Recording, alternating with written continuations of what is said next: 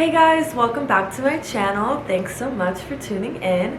I'm Claudia, and today we're going to talk about my experience as an Auxiliar de Conversación in Comunidad Valenciana. Let's get started. Halfway to Mexico, halfway to Tokyo. Let's talk about the positives. First, Comunidad Valenciana is on the southeast coast. Well, not just south, but where I live is like the southeast coast. And it is so beautiful to live on the Mediterranean. I mean, I love the beach, so it's just a joy to have 60-degree weather and live right on the Mediterranean, compared to, even though Madrid is really cool and it has the cities and all of that, or it's the big city, it's landlocked. So it's a different experience. I think this is a better fit for me because I love the beach, and being able to just be near water, it just makes me happier than being in a city all of the time. I like visiting a city, and another good thing about Comunidad Valenciana is that it's pretty small, so you can get pretty much anywhere in the region within a 2.5 hour time frame, which is really cool. So if I want to go to Valencia for the day, I can go there and come home, and it's not like I've been in the area, or I've been on a bus or something for 8 hours. I've only been on the bus for a few hours. Or you can get a blah car or something like that. So it's really nice. The people are really nice here. It's really interesting being an American here because Americans don't really come here a lot. So it's a different experience, definitely. I feel like these are things that I would have liked to know before I came here and before I even applied to the region. So this is why I'm doing the video. So let's talk about payment. Comunidad Valenciana is notorious for not paying on time. And that's the problem. It's a problem. I came here mid-September, and the job didn't start till October 1st, which was a Tuesday, and worked for a month. Our expected first payment was like the first week of November. The first week of November came, no payment. Second week of November came, no payment. Third week, no payment. At that point, things just started feeling a little stressful because first, before you even get here, you have to go get your own visa and pay for it. Some programs will pay for your visa, pay for your flights, pay for everything. This program does not. So you have to pay for your visa, pay for your flight. Depending on how far you live, that can be very expensive. The way I did it is I drove to New York and then flew, which cut the cost a little bit. Thank God I did that, because then you get here, you have to find housing, so you have to have a place to stay while you're looking for housing, transportation to get to your city. It could be a small city, so it could be harder to find transportation than if you have a bigger city. And then, on top of that, when you get the house or the apartment, the way that they do it here, you pay a month deposit, a month commission, or the cost of a month in commission to the person who helped you look for the house and find it, and then you pay the month of rent. So my rent was $500, so that's $1,500 or euros that you have to spend before you can even buy groceries, figure out how you're getting to school, all of that. So that's just one thing. You would think, okay, I'm doing all of this, I'm gonna get paid the first week of November. That didn't happen. So since I'm American, my money is not worth as much as a euro. Meaning, when I went to the bank, I'm taking even more money out to pay for everything that I did, to pay for my groceries, to pay for my rent, to pay for everything. And so it really adds up. So when you're planning on coming here, okay, somebody wants to beep really loudly. When you're planning on coming here, you really do need to have thousands of dollars saved up, because you really don't know when they're gonna pay you. Hey guys, sorry to interrupt. If you like what you see, hit the subscribe button and the notification bell for more updates. I got paid November 26th or 28th, and I was actually one of the early ones. Some people got paid before us, like 2 weeks earlier than that. They were the lucky ones.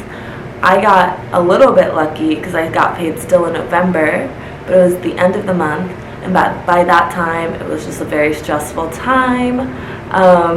And I can tell you even more stories about that experience, or the personal experience.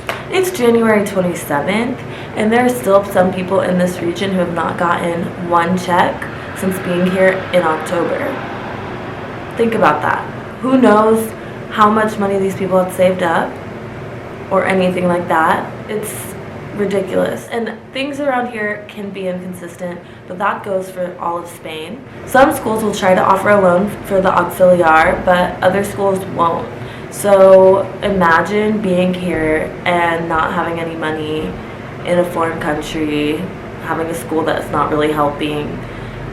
But you know, that's not everyone's experience, but it is the experience of some people, and I do feel like that is something I would have liked to know, that there is a real, very real possibility that you might not get your first check until December.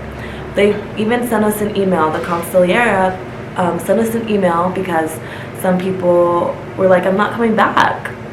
I'm not coming back to Spain if you guys aren't paying me. And they sent us an email and they said, everyone's getting paid on the 24th. I'm going to check my bank account right now because I didn't get paid on the 24th. Maybe I haven't checked today, so I don't know if I got paid, but that's an issue. Okay, so I just checked my account and I have not been paid. It is 12 in the afternoon on Monday and I've still yet to be paid. And so that's another thing being here. It's like if you do get paid, you kind of like, do I hold on to this money? Do I hold on to this money? Or do I go, buy some clothes? Or do I go buy a plane ticket to go travel somewhere on the weekend? You can, but it's not guaranteed when your next check will come in. And for me, that is an issue because I want to go travel. I'm living in Europe. I want to travel. So to not feel that comfortable spending my money because it might not be back in my account is upsetting. Now, another thing that's kind of a positive and a